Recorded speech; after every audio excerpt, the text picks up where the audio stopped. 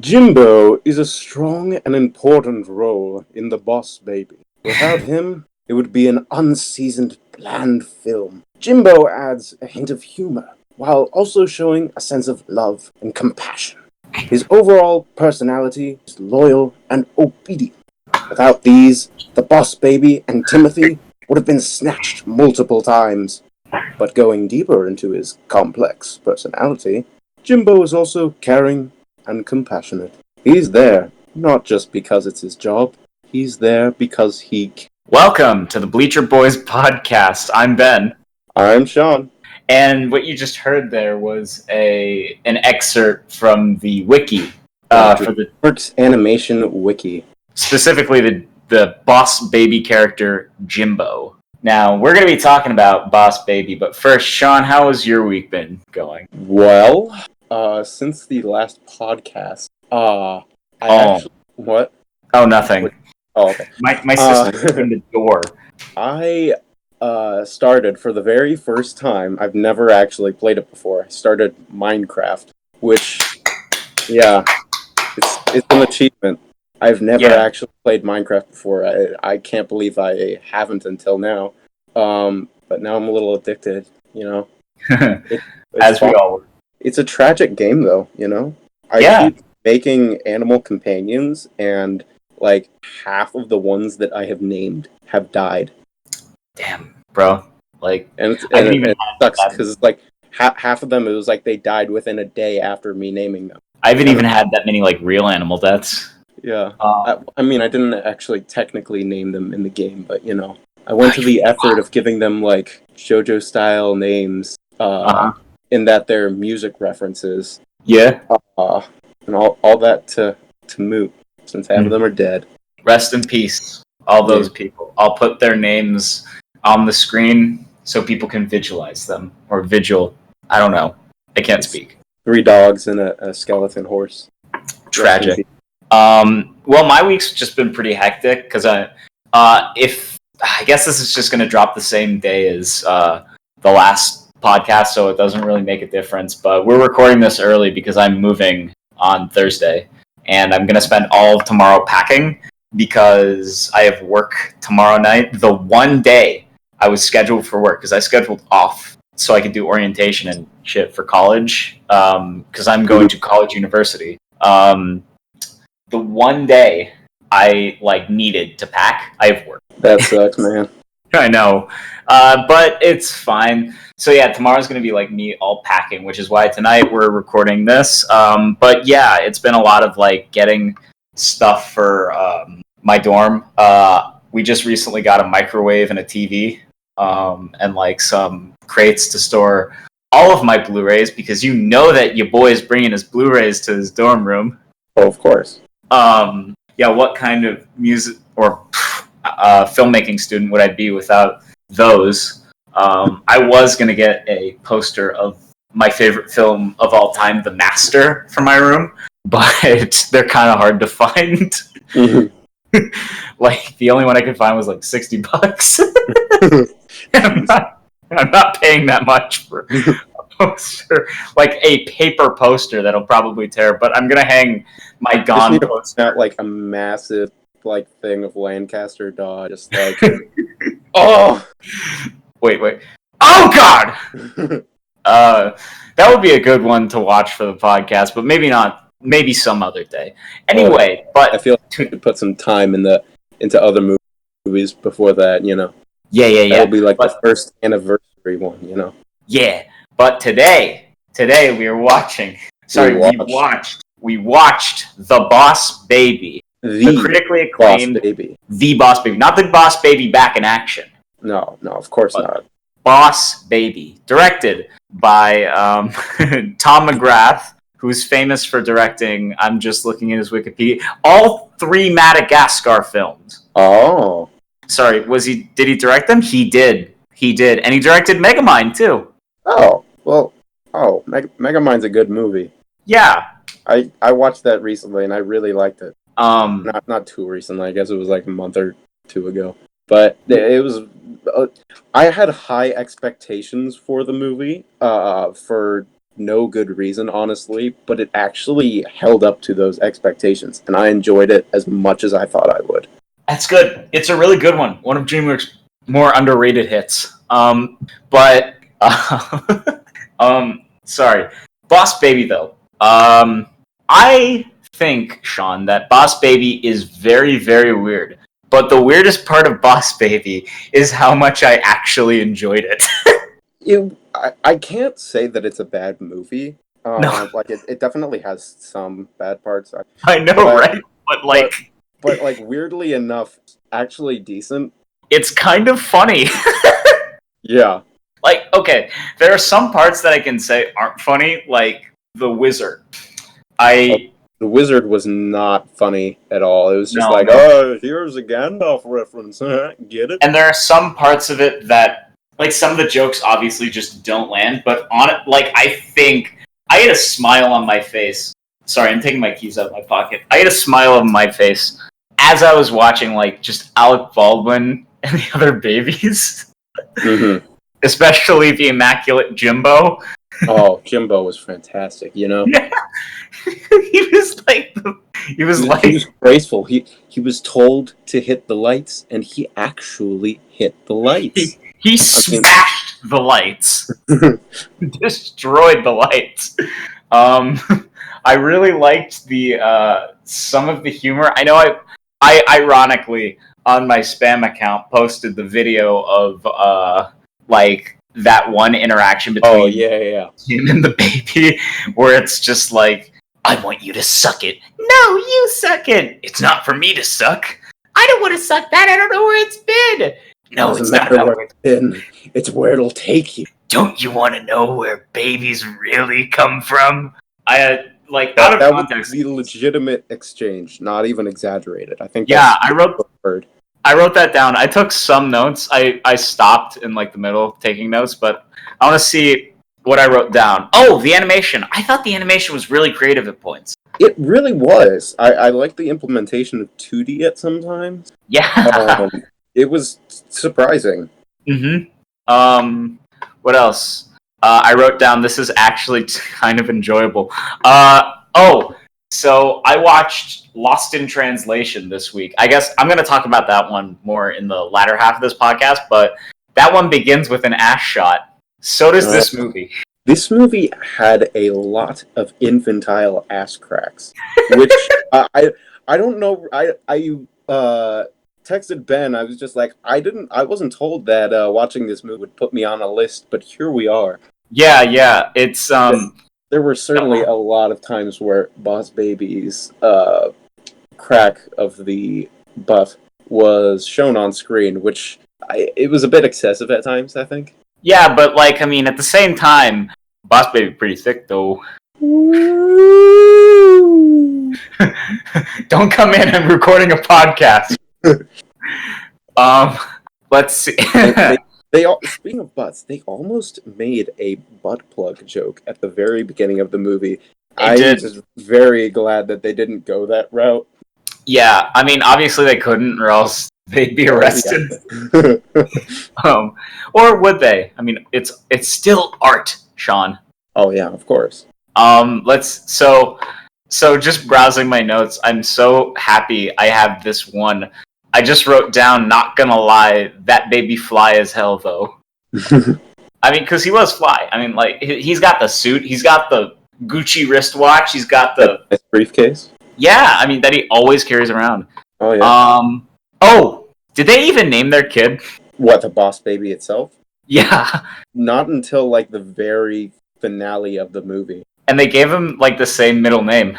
No. It was, Lindsay and, Leslie. Well, and Leslie, that was it. Yeah. Theodore Lindsay, Templeton, and Tim Leslie Templeton. So Ted and Tim. Yeah. Interesting. Ted Talks. Yeah, so I wrote this down, and this wasn't, this was explained kind of later in the movie, but I wrote the question, does the baby die if they're promoted? And I'm just imagining this poor family, like, crying over their still, like, their baby who just died from SIDS or something, and then, like, cut to baby heaven, and the baby's like in his big chair, and he's like, I just tipped the balance back to the babies. Yeah, But some no, of the logic didn't entirely follow through. which was fine for the most part, but like at the same time, like because it was an animated movie, and they just took a lot of liberties with the universe, which I didn't mind at all. Right. Well, it was like like one of the weirder things was his boss baby's associates on like the ground, like Jimbo, the triplets, and I think her name was Stacy. They I don't believe are employees of Baby Corp. Yeah. And so it doesn't make sense that they would be able to talk. It makes sense that they wouldn't be the smartest, but they shouldn't be able to talk at all. The smartest? How dare you? Jimbo is a saint. I wasn't talking about Jimbo. Stacy couldn't read, so there you go. That's right. That is true. That is kind of true. But since they didn't work at Baby Corp, then they had no access to the formula, which I kind of doubt Boss Baby was supplying them with that, because it was clearly a well sought after resource. He's not gonna just be handing it out like candy. Oh yeah, it's kind of like gold. I don't know, because gold changes in value. That's what this movie is. It's gold. Wait. So, what's the price of gold right now? Because that'll be the price of the baby formula. Oh, it's $1,497 per ounce. I will become the king of Baby Corp with my serum that costs as much as gold. No, but yeah, as you were saying. But yeah, so with that line of thought, it doesn't entirely make sense that you would be like that. The other kids would be able to speak without the baby. I honestly just chalked it up to like, oh, it's baby talk. Like they're speaking baby or something, and they could just understand each other because baby logic. Possibly. Here's one thing that I thought was a giant plot hole. Mm-hmm. So basically, in the film, Tim gets grounded for almost killing his baby brother. And the exact line of dialogue from Mama and Papa Templeton, voiced by Lisa Kudrow and Jimmy Kimmel respectively, was, "You're grounded and you're going to stay with your little brother for 3 weeks." If I'm mom and dad, and I just witnessed my little kid trying to kill my other child, I wouldn't keep them together. I'm sorry, could you say that again? So basically, Mama Templeton and Papa Templeton punished their son by saying, "You have to spend time with your little brother for 3 weeks," after they just walked in on him trying to kill his little brother. Yeah. Yeah, it was literally attempted infanticide. Yeah, he basically put him in a chair and reeled it back, and he was going to launch him out the window. Like, I'm thinking, parents of the decade, first off. Like, that's like saying your punishment for trying to kill this lady is we're going to lock you in a prison cell with this lady. Yeah. It's like, oh boy. But that was kind of funny. So in terms of stuff that really made me laugh unironically, the Elvis bit kind of was hilarious. Which Elvis bit? There were kind of like the whole thing overall? Yeah, like the Elvis impersonators where they were just so in character, where they were like, "Oh my god, I'm getting robbed." Oh, yeah. I kind of thought that was funny. What did you think of the villain, Francis? Francis was, was Steve Buscemi Steve Buscemi he was pretty decent, but the villain was just kind of, it was easy to predict, obviously. Like, as soon as they were walking through the hall, and it's like, oh, this is my idol. And it's just like, I'm thinking, like, where do babies go when they get fired? And, it was kind of obvious that he was going to be set up as the villain.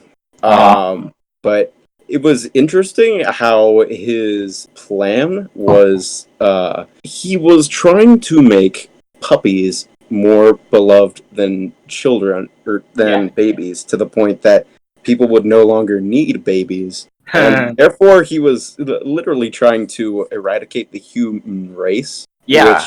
which was kind of interesting. I want to also bring. Oh, sorry. Just subtle destruction of the human race. It was never mentioned to be that. I want to bring attention to the chart, which I screenshotted. It's the cuteness chart that the babies are trying to tip the scales of, and I heavily disagree with it. So you got babies and puppies in the chart gridlock, which I can wrap my head around. Okay, sure. I've actually got the percentages here too. Puppies are 57% of all the humans love, and babies have like 30% of the humans love. Here's the thing. Here's the fucking thing. Goldfish have 5%. Yeah, it was just fish. Did fish. Whatever. Say it was goldfish? It says goldfish, but I mean, it really doesn't matter. Kittens are 3%. Kittens. Yeah, no, that I totally agree on that. Kittens were entirely. They got the short end of the stick, bruv. I mean, have you seen the internet? People. I know, right? I mean, dogs are popular too. My guess is dogs are probably more, or puppies are probably more so than cats. Yeah. Oh, yeah. Because you got dog people who, like, for some reason, actively hate cats. Yeah. But so it was ridiculously under proportioned for cats. Yeah. And also there are two other ones. I'll just throw those out for funny's sake. Birds also at 3% and spouses at 3%. That's kind of a funny gag, in my opinion, that spouses are like one of the least loved things. Yeah. No, I saw that, and it took me a second on it to recognize what it was, but it was decently funny. So the voice cast, we already went over a couple of them. We got Alec Baldwin as the baby, and I think the reason why this movie kind of memed is because the trailers came out around the Alec Baldwin's Trump was starting to get irritating, and this was basically him doing his Trump on screen. But I really think he was kind of funny in this. Obviously, they recorded this months before we knew that Alec Baldwin was going to be a regular on SNL. So they were just banking on the fact that he played that CEO, which is famous, but I haven't seen it, and I can't remember the name of it. I'm just going to say The Departed, because he was in that. Even though it's definitely not that. Shit. So we got the Templetons. Tim is voiced by some kid who I think DreamWorks has been raising. Because I checked his IMDb, and so this kid, I'll pull up his IMDb right now. It's kind of weird. The kid was probably the weakest link of the acting side, I think. Oh, yeah, totally. So his name is Miles Bakshi. I'm probably mispronouncing that. And he's been in Bakshi. He's been in 6 things. You're ready for this? Oh, Shrek the Halls, Shrek Forever After, Scared Shrekless, Puss in Boots, The Boss Baby, and The Boss Baby and Tim's Treasure Hunt Through Time. Oh my. He's been raised, quite literally, by DreamWorks. They're farming the kids now. Yeah. They're like the baby conveyor belt at the beginning. So Miles Bakshi, he did as good of a job as a kid would. Dad. Sorry. Oh, no. Sorry. I'm Dad was voiced by Jimmy Kimmel, the famous Jimmy Kimmel. That was not much. I know the guy, but I kind of forgot that it was him. I wasn't really paying attention to that. Mom was voiced by Lisa Kudrow from Friends. She played Phoebe, I think. I never watched or cared for Friends. Yeah, me neither. Hot take here. About to lose the 2 subscribers that we have. We already went over Steve Buscemi was Francis. I love Steve Buscemi. He was just kind of here for me. Here's the one that I think garners the most attention. Adult Tim. Tobey Maguire. Yeah, our boy from Spider-Man. He's finally back acting. Spider-Man. Tobey Maguire hasn't been acting that much. I asked my dad about it, and because he married the daughter of some famous jeweler or something, so he didn't have to work. But he was in after Spider-Man, he was in this movie called Brothers and The Great Gatsby, and then he just disappeared. Yeah. I miss him. I really miss Tobey Maguire. I want him back better than ever. Apparently he was in Tropic Thunder. Really? Yeah, I don't really remember him, though. It says It's Tropic Thunder as Tobey Maguire. Oh. So it was probably like, hey, Tobey Maguire joke. Hey, it's me, Tobey Maguire, spaghetti and meatballs. You'll know his thing. Probably. He's literally listed last on the cast on Letterboxd. So I don't have much else to say. I quite enjoyed Boss Baby, kind of. Like, I kind of see it as like a decent movie. I gave it a 10 on Letterboxd, or a 5. Oh, no. I gave it a 4, or shit, not a 4. Alright, I'm gonna have to convert to Letterboxd. I gave it a 2, and then I gave it a 5, and I think it's back at a 2. Just to confirm for anybody listening who doesn't use Letterboxd, Letterboxd uses a 5-star system, which you can do half stars as well. So it's basically the same as a 10-star system. You just use half of the amount. So like 1 star is half a star, 5 stars is 2.5 stars, 5 stars is 10 stars. Well, yeah. I mean, I think that last thing was kind of confusing. 5 out of 10 is 2.5 out of 5, basically, just to make it as simple as possible. So when I say I gave it 2 stars, I mean it's a for me. Yeah, I haven't actually rated it yet. I was thinking around the lines, like 2.5. Yeah, because I did think it was not that great, but I cannot deny that it made me laugh. And that I enjoyed my watching it. It doesn't deserve Oscar nomination, but it's not. What are you talking about? The Oscar-nominated Boss Baby didn't deserve its pick. The Academy never gets shit wrong, Sean. The Academy. Green Book. Suicide Squad, baby. Oh God. Best makeup over Star Trek Beyond. Was the makeup good in Star Trek Beyond? I know there was the one villain character who had a lot of makeup, but there was a lady who had like this claw thing that opened up back of her head, and I'm pretty sure that was all done practically. Really? Yeah. I need to rewatch the movie. I watched it in theaters and really enjoyed it. Yeah, I was there with you. Yeah. Oh, wait, what?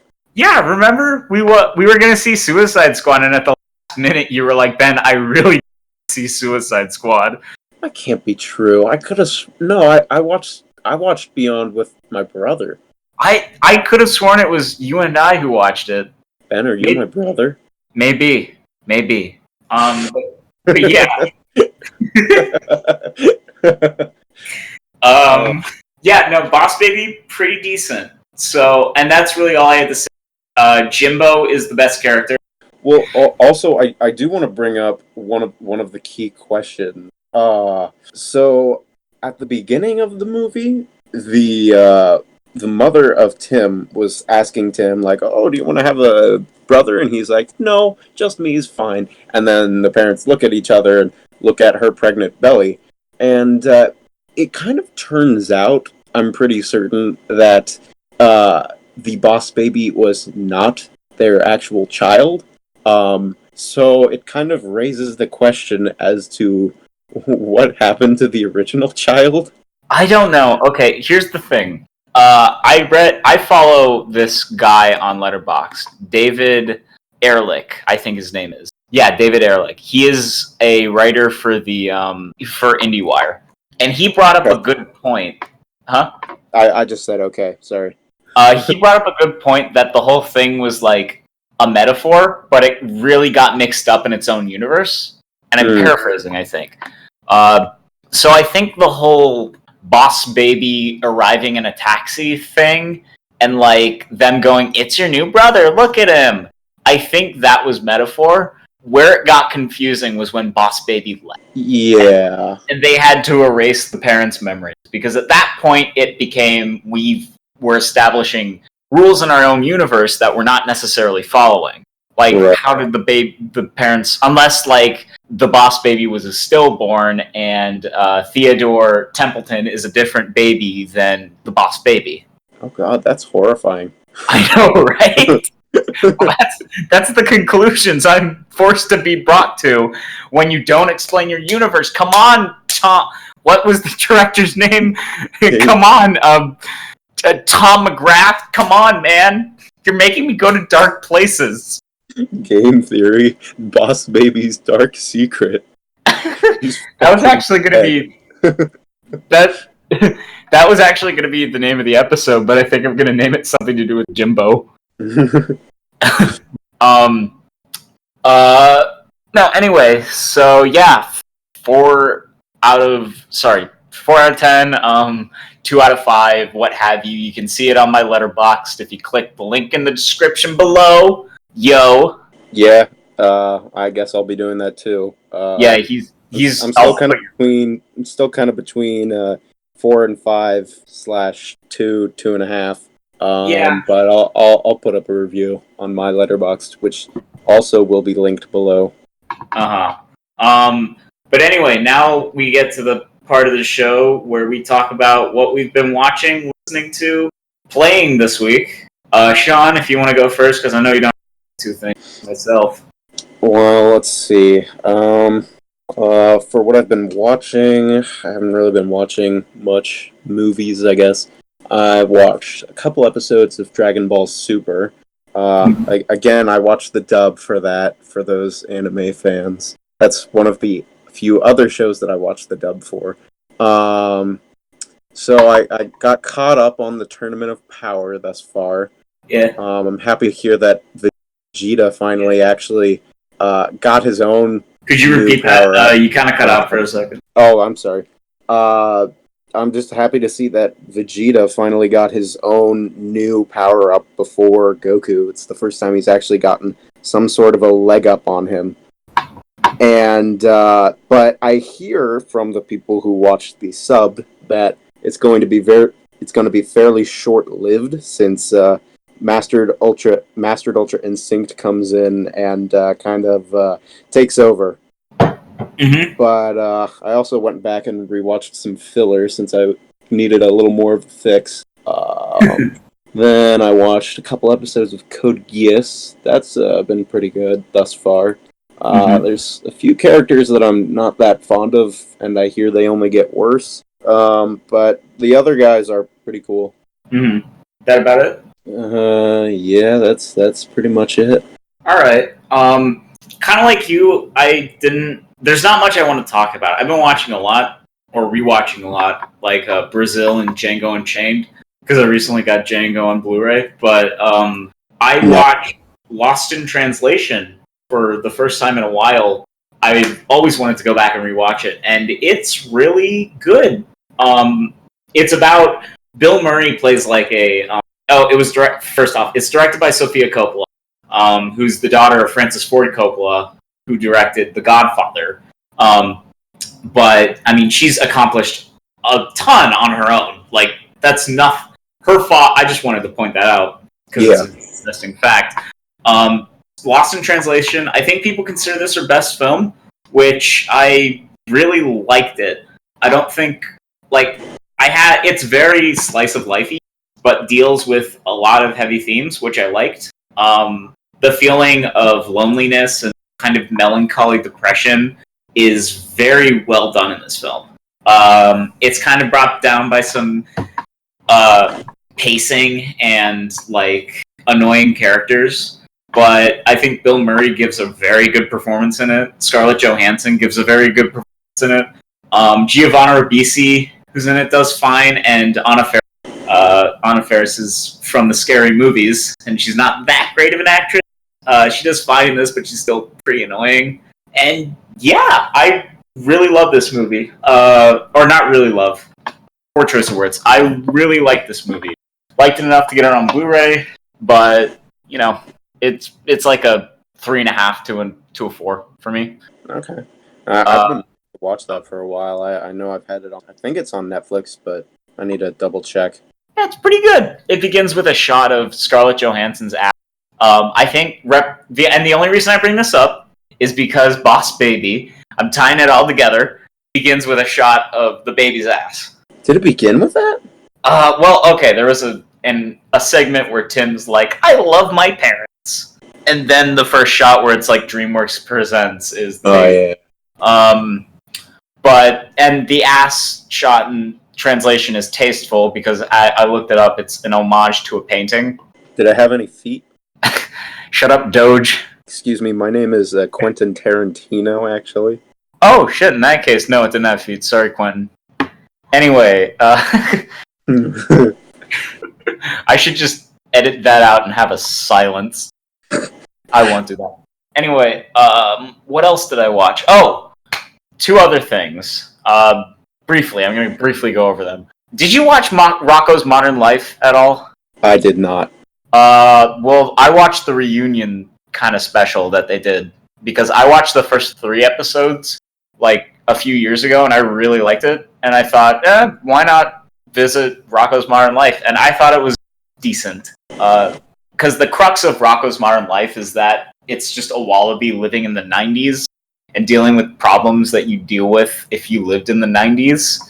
So, you know, it was dated back then, so now they obviously humor.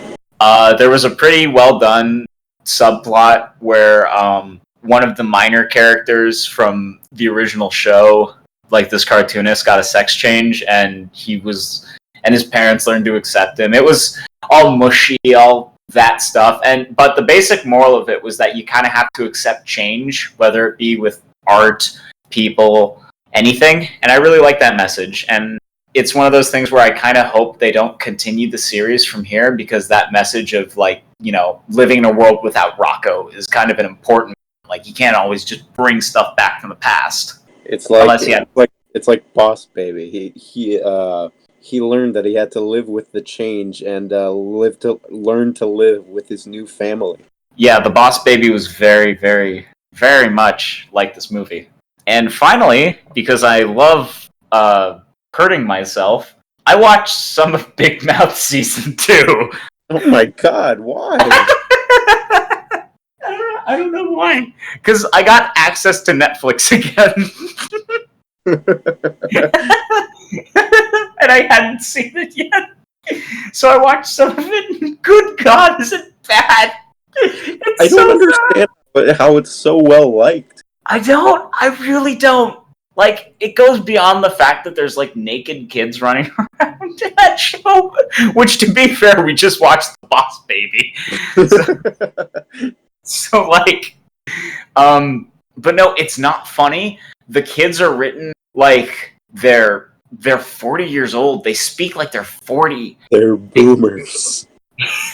Yeah, they make jokes like this should be a show about, and oh geez, like just some like, and it's one of those things where it's so easy to watch that you just kind of, you're like, okay, as you put it on. Like, it's, I really hate it, but I can't stop coming back to it. I need help. But that's all I really watched. Aside from like rewatching stuff like Gone Girl or Brazil or something.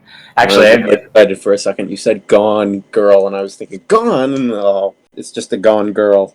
Gone would be a good watch for this podcast, but it would only be funny to like you, me, and Adam. It's gonna be like, oh, it's gonna get like 2 likes, and it'll be the best episode ever. Kind of like the last episode. Yeah, exactly. Yeah. By the way, I want to shout out to the 4 fans who watched this. We got Adam. We've got my boy Shavam from my Discord. My boy Sean, not this Sean, but another Sean from my Discord. And then Sean. I rewatched it too. Yeah, and then Sean, you're our 4th fan. Congratulations. Huzzah. And shout out to Dom, who watched 5 minutes of this and then shut it off. Wait, did he say 5 minutes or 5 seconds? Oh, it was 5 seconds. Never mind. Even better. No, but I enjoy doing this, even though we don't have an audience. I totally agree. It's more for the fun of like actually doing it. Yeah, exactly. So yeah, you guys keep us going. It would be nice to have some fans on the side, though. yeah, I really want to do a Q&A segment of this, but we can't really because no one asked questions. Okay, so I guess this is going to be a short one, probably, but we're wrapping. I'm going to wrap this up because I need sleep so I can pack tomorrow for my dorm. Understandable. So what do we want to watch for next week? Well, we had Shin Godzilla as an alternative. Keep that as an alternative or an option or whatever. Mm-hmm. Do you want to watch another bad movie or do you want to watch something good? I'd be up for either. I do think we should watch a good movie sometime soon, just so our podcast isn't known as the one that just watches bad movies. Ant Farm Dickhole. What? Danny talked about this on an episode of Game Grumps. Oh yeah, no, I remember that now. Here. Without context, I was entirely confused. I do not want to watch Ant Farm Dickhole. The director's name is fucking Bill Zabub. Like, I'm scared. Give some context. Okay, so context. There's an episode of Game Grumps. I think they were playing Sonic Rise of Lynx or something. Some shitty Sonic. It was definitely Sonic. Yeah, it was a Sonic game, and they were making some joke about like high cinema. Like, Sonic is the blank of the video game universe. And Danny said Ant Farm Dickhole. And that led me down a rabbit hole of this director, Bill Zabub's other films, Dick Shark, and worst movie ever made. I think he just directs porn. Like, full disclosure. Yeah, don't check his letterbox if you're squeamish at work. It's not safe for work. God damn, forgive me for I'm not even gonna say that one. Well, long story short, we're not watching that. Yeah, no, probably never. I'll watch it maybe once and then like kill myself, but we could watch LaQuisha. I'm kidding. I don't want to watch LaQuisha. What is LaQuisha? Oh, Jesus Christ. You should basically keep mentioning like vague, random bad movies to me. I'm just going through my watch list, bud. LaQuisha is a movie about a white guy who wants a podcast, but he's rejected, and then his wife is like, "Pay my child support." So he gets the bold idea to pretend to be a black woman on his podcast. Oh. And he does shit like, I'm LaQuisha. Let me take some calls, baby. Oh, Lord. and like, I watched the trailer. I talked about this on Kale Talk, our good friends at Kale Talk. But he there's like nostalgia critic level green screen in it. Oh, God. It's pretty bad. And the director stars as the main guy. If we want to watch good movies, Avatar? Like The Last Airbender or actual Avatar? Because neither are good movies. I know. So, I mean, it's unfair for me to say you were the one to recommend week because I was gonna say it because you recommended Boss Baby, but that's unfair of me to say because I kind of goaded you into it. Yeah. Do you want to? I don't know. You know what? Let's just surprise them. Let's surprise the audience. We could do that. Maybe we should decide on something, but pretend we don't know. I've got a question. I'm going through my watch list. Yeah. Did you ever? Well, actually, I can check Letterboxd and see that you haven't. You know that one movie, Happy Death Day? Yeah. I actually thought that looked. We could watch it. I thought that looked like a good spin on the usual time loop movie. Groundhog Day? From my experience, I've seen Groundhog Day, which is a good movie. I've seen Edge of Tomorrow, which is also a good movie. Yeah, I loved Edge of Tomorrow. Yeah, I don't think I've seen Groundhog Day, though. What? I don't think I've seen all of Groundhog Day. I just know it's one of those movies in the popular zeitgeist that I haven't seen.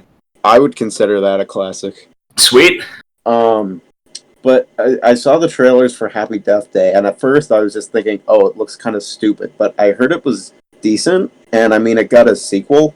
So I mean, getting a sequel certainly doesn't give it any credit, judging by our friend Unfriended Dark Web. Let's also, and I don't want to go too deep into this, but Boss Baby's getting a sequel. No, that's true too. Well, Boss Baby was decent. Yeah, Boss Baby was. We talked about it, but I just want to throw that out there as a possibility. Okay. I'll say, because I want to get to bed, we'll leave the audience hanging. All right, that's fine. I mean, maybe the editing. Maybe we could change our mind anyways. Yeah. Maybe if wait. Okay, so when do you move into college university? Next Thursday. Not this Okay. Thursday. So yeah, we can discuss this. I'm gonna end it here. Subscribe to our channel. Subscribe. Goodbye, every pony. See ya. Thanks for coming. Thanks for coming, Adam, Shivam, Sean, and then later Sean again. You know it, baby.